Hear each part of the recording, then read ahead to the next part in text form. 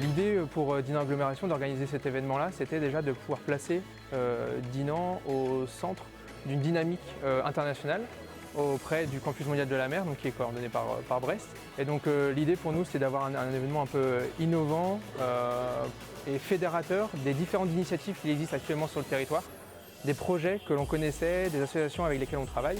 Pendant 48 heures non-stop, on réunit des profils divers et variés, avec des compétences en biologie, des compétences en cartographie, en développement numérique, des compétences aussi en design d'interface, pour essayer de travailler à ces problématiques émises par des porteurs de projets.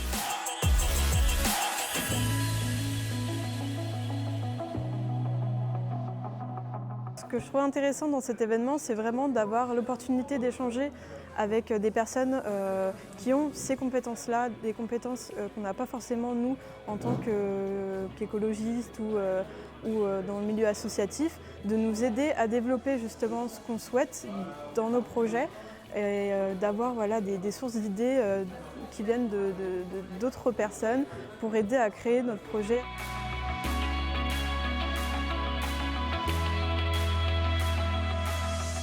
Donc moi je suis coach parce que déjà j'aime bien l'esprit des hackathons, donc là ça me plaisait, en plus sur une thématique de l'océan qui me touche aussi de par mon métier puis ma sensibilité personnelle. Et du coup voilà, j'ai répondu présent pour ça. Donc moi je me suis plutôt positionné comme développeur et en tant que coach là finalement je vois que les gens sont plutôt encore en train de brainstormer. Donc c'est vrai que c'est aussi aller les discuter avec eux sur les idées, comment est-ce qu'ils avancent, rajouter des petites touches d'idées à gauche, à droite, participer quoi, finalement, contribuer à l'intelligence collective on va dire, et ça je trouve ça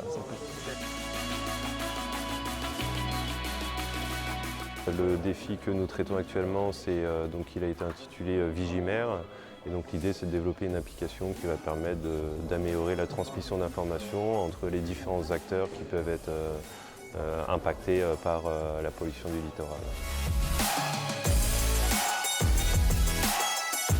Pour nous, je pense, pour nous tous, c'était une première expérience, un hackathon en tout cas. Et j'ai trouvé ça super intéressant, ce croisement de connaissances, de compétences, de pluridisciplinarité. La suite, là, ça va être Brest, du coup.